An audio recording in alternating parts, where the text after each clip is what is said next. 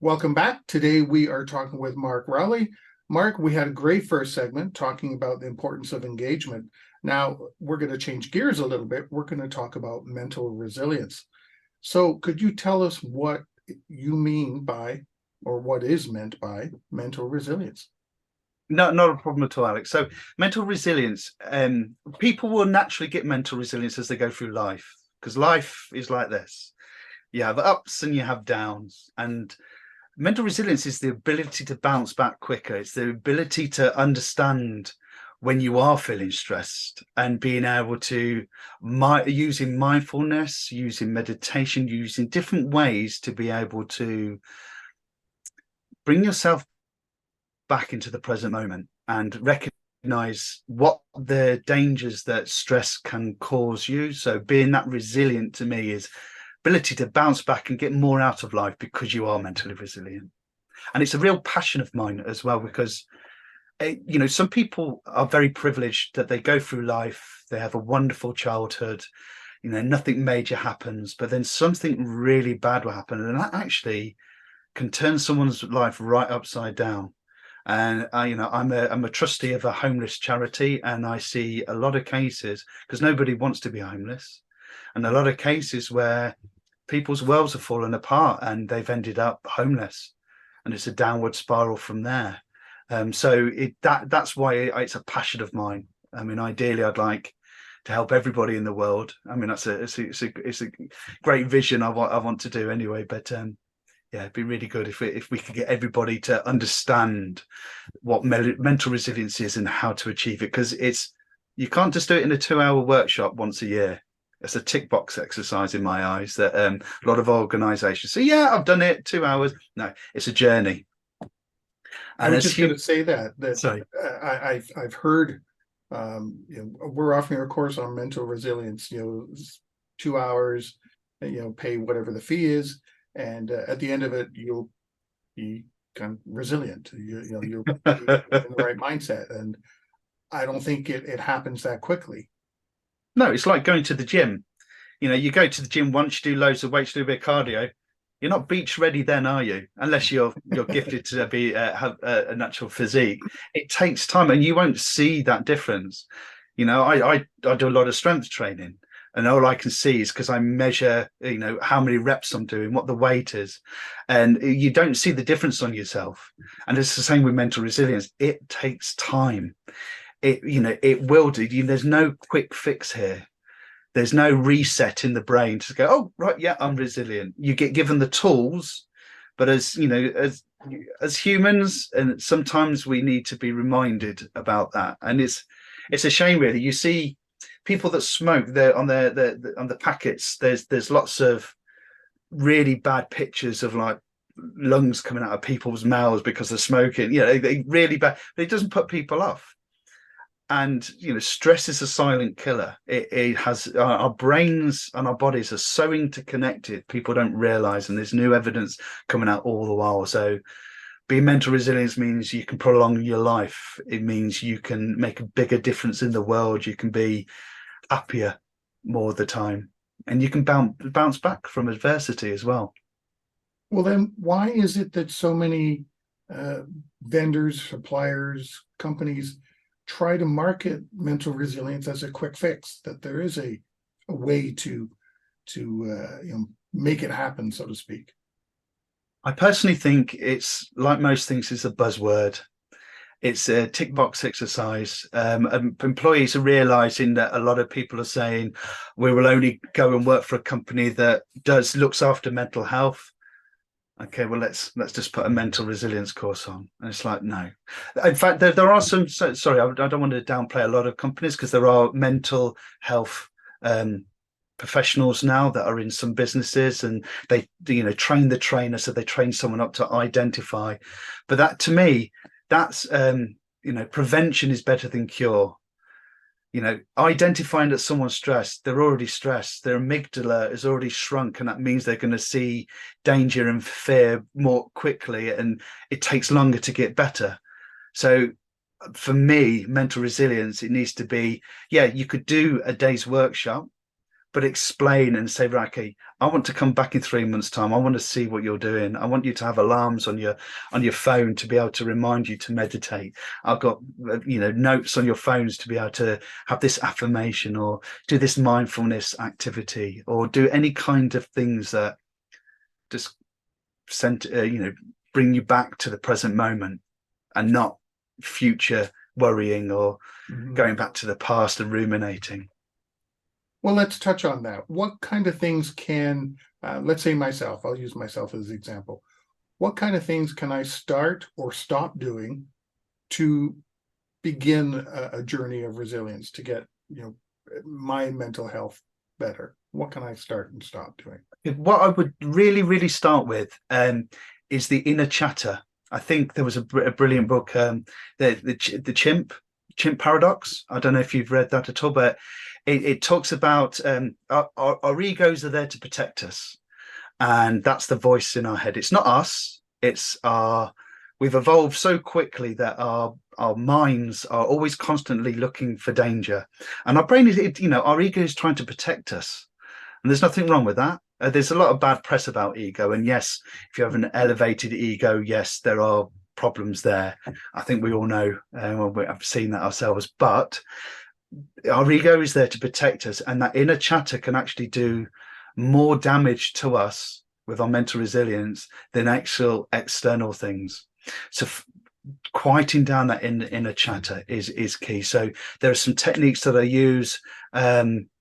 For example, if you get a journal and you write down 20, 30, 40 of the most amazing experiences that you have, just write a line. So for me, it would be a Thailand holiday before we had children, seeing the birth of my firstborn, getting married, seeing the birth of my second, lads day in York races, those kind of things, running up Snowdon, just writing a line.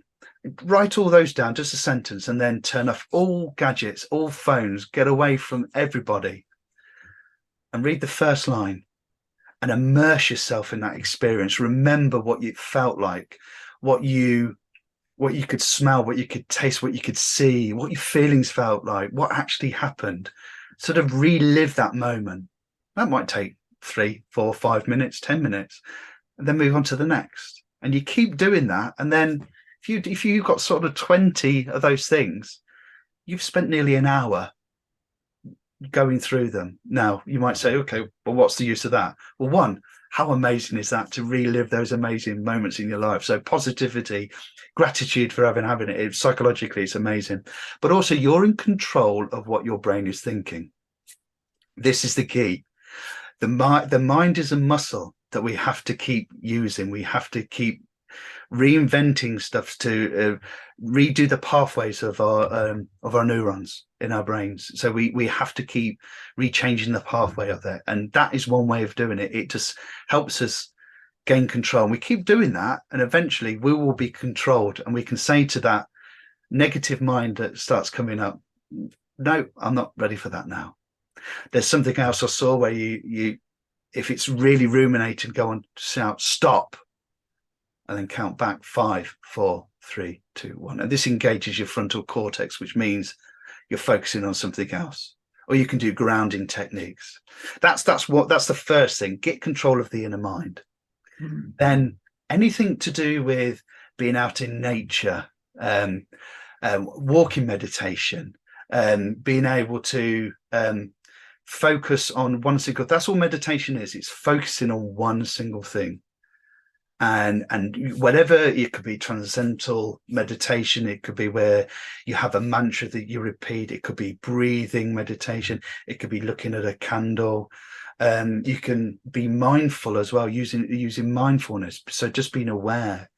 So one of the grounding techniques is where you look for 5 things, 4 things you can see, 3 things you can smell, 2 things you can taste, 1 thing that you can touch. It's in a different order, but you can do that. Really ground yourself.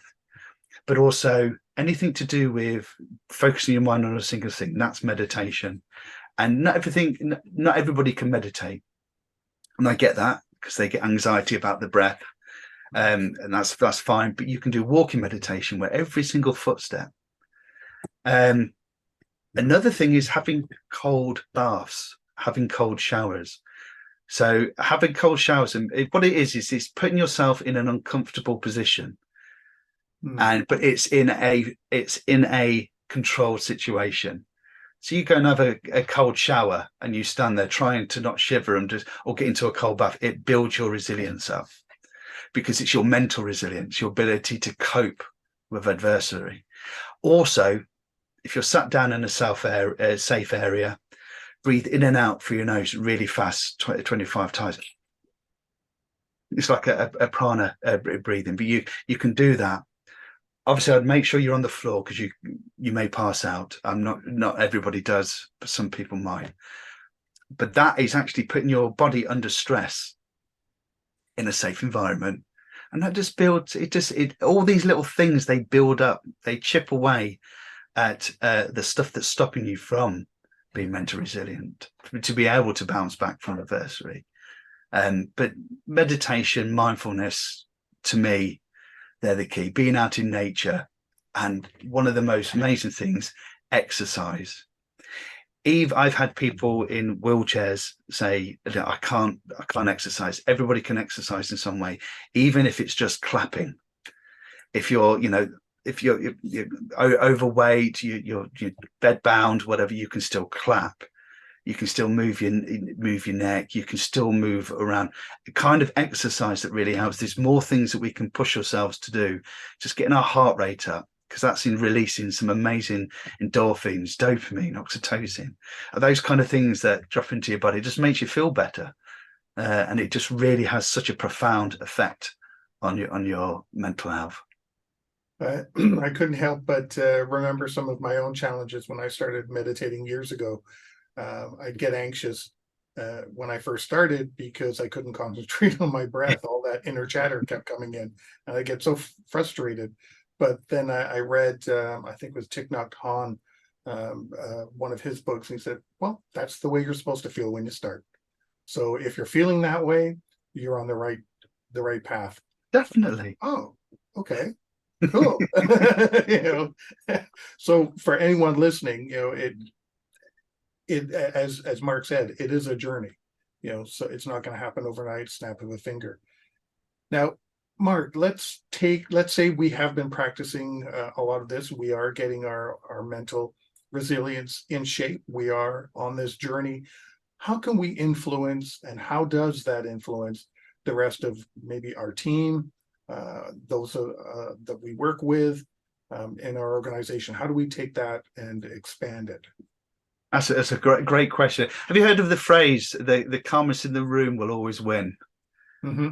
Okay, so if I've noticed this in a lot of businesses. If you're the calmest person, people around you start to calm down. If you're a leader who's calm, your employees will start calming down. People react to their surroundings. So being mentally resilient gives you that ability, especially if you're practicing mindfulness as well. It gives you that ability. Your emotional intelligence increases. So you're not. There's a great phrase that says, "Don't allow your emotions to overpower your intelligence," and I think that's so key. It's I think Morgan Freeman said that. That's an amazing quote. And it just it just means don't allow those emotions to bubble up and surface and create havoc around the business place or at home. You remain calm, poised. It doesn't mean that you're too relaxed and almost horizontal in your approach. You can still be focused, laser focused. You can still give direction. I've had situations where something has caught on fire we're in at a wedding, and one of the table things started, the candles, it caught a few napkins, and this whole display started to go on fire, and everybody was panicking. So I just picked up a couple of napkins, picked it up, and took it outside and threw it on the grass. And no emotion, just dealing with that. I've had a situation where I've had a kidney taken out, and at a time I didn't realise what it was. But I was coming back. We were in Australia, and we're just about to get the taxi to the airport, and unfortunately, I urinated blood. Apologies for if that makes anybody feel queasy, but I'm just being factual here. And at that point, because I was emotionally intelligent and mental resilience, I said, can I do anything about this? No. Am I in pain? No. Okay, so I'll pot this for when I get home. And I didn't tell anybody about it. Went home, made the appointment, and eventually they found that my kidney needs to be taken out. And I waited till the day before the operation before I told all my family. And they didn't like that, but I said to them, look how you're reacting now. This is why I didn't tell you. Being mental resilient, being emotionally intelligent helps you get through life, and it allows you to take away that emotion. So when you're in the workplace, no one's flapping. Okay, we have a severity 1 issue going on here. Let's resolve it. What are the facts? What are we dealing with? Where are we now? Where do we need to get to? Have we got a plan? Okay, let's do it. It's that kind of approach, and it just has a big impact. There's a lot of surveys out there. I think 78 of employees said they only work in a company that was promoting that mental resilience, and I think that's key for a lot of employers to recognize. It's a huge thing. Emotional intelligence, empathy, humility, vital for leaders nowadays. These things, they what help drive a company forward and reach phenomenal productivity. Well, that was going to be my next question, is how do we take that now and to discover the benefits that it offers an organization or a business? Well, if you think of retention rates, well, a lot of illness, I think 68% of all illnesses that go to primary care, that go to the general practitioners in the UK, are due to stress. That's a fact that has been proven. So if you can help people become mental resilient, understand what their triggers are, because some people have particular triggers, and you can work out what those triggers are. People have to have journals and everything, but the impact that it has means you'll have less downtime, less people off ill. Your retention rates will increase because there's not people getting burnt out and moving because they're so stressed. And what I read somewhere that there's some organizations were saying, we've read the psychology here, and we can put our employees through quite a bit of stress, and it's actually good. And I challenged that, and I said, okay, so how are you measuring stress? What happens if they're really stressed at home and are coming to work because it calms them down, and you're piling on that stress level? So you have to think about the whole. No one looks holistically at everything. Mm-hmm. And so having that mental resilience, having that ability to be able to bounce back and be more resilient, be emotionally intelligent, understand how your mind works and what your triggers are, and people are recognizing that, it means your attrition rates will fall. So the amount of people that are leaving, they'll want to stay because they feel valued, feel happy. They feel like they can be challenged and are actually achieving stuff. There's nothing better as a human being than doing stuff and producing stuff and being able to do your job correctly. It's a phenomenon, and mental resilience helps that. But again, it needs to start at the top. You need mental resilient leaders who can then filter that down in a calm, emotionally intelligent, empathetic way that people just are drawn to it. And that's what enthuses employees. That's what motivates them. That's what they want to do more. They want to be part of that bigger vision that a company has. I think that's what mental resilience does. It has a profound impact. It increases productivity immensely due to those reasons I've just said. People aren't as ill. People aren't as stressed. People aren't burnt out. It's huge. There's a little something I'm not sure if you've touched on it or not, but as you're on your resilience journey and you are making progress there, and your leadership is making progress, and there's starting to be influence in the organization, and then you had an example here, your own example of not telling family certain things that have happened to you or are about to happen to you right away. Are you also developing your own self-awareness of how to communicate to other people as well, so that you're not creating the stress like you just talked about on your employees, and not creating negative situations for other people? It's also creating your own self-awareness on how to communicate bad news, and good news, of course. Are you developing that as well? Yeah, you're absolutely right, Alex. Empathy naturally comes out of mental resilience because you see what stress causes, how it's caused, and so you know what causes stress to other people's and employees. So if you recognize the way that you talk, so if you understand that your employees, there's certain triggers that that can trigger them to be stressed, there's certain things, you don't put them through that, or you help them work through it. You help them challenge it, or through exposure therapy, being able to expose themselves to those triggers, and then replacing that trigger with something like breathing or meditation or some positive aspect to break that channel that's been created, that pathway that's been created from the trigger to the reaction, from trigger to stress to trigger to relax. And that's really vitally key. But it does, that self-awareness is huge. And when you do meditation, you can do body scanning, and that awareness of how your body feels when you relax and tense your muscles and untense them, and how it feels when you're breathing in and out. You do become more aware, and with knowledge comes great responsibility and power, doesn't it? Really, you become awaken and understand. Wow, this is the impact. This is what stresses people out. So if I have these triggers, what does someone else have that's triggering them? How are they coping? Maybe I can offset that and make them aware of what I've learned. And you start cascading that down. You learn it in the workplace, you take it to your friends and family. But just be mindful, not everybody wants help. I've tried to help people, and I've had it really. I've lost friends. I've lost jobs because I was too honest and tried to help people. But it's these things happen, but not everybody wants help, because it sometimes can uncover things from childhood and things like that that they're not ready to face yet. And that's just being mindful of that. We just have a minute and a half left. Do you have a final thought you'd like to share? Yeah, treat your mind like you treat your body. If you want to, everybody focuses on, I want to get beach ready, I want to get fit, I want to be able to do a 5-minute mile, I want to do this one body. Okay, train your mind as hard as you train your body. When I say train your mind, I mean do the meditation, do the mindfulness. It's you have to put the time aside for it. So instead of watching some show or TV program, focus on your mind.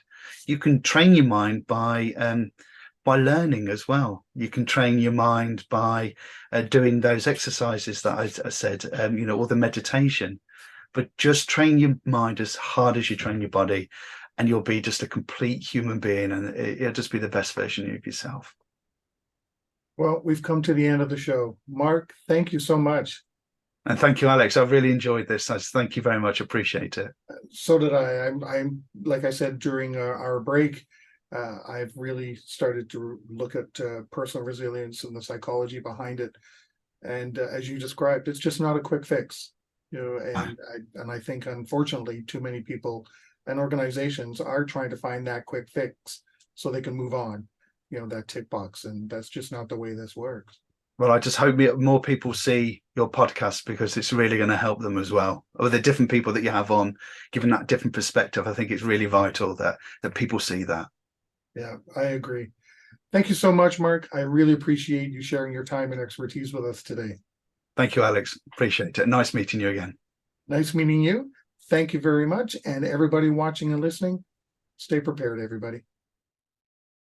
If you liked that video, thumbs up. If you didn't like that video, thumbs down. But leave me a message and let me know your thoughts. Of course, don't forget to subscribe. And in the meantime, stay prepared, everybody.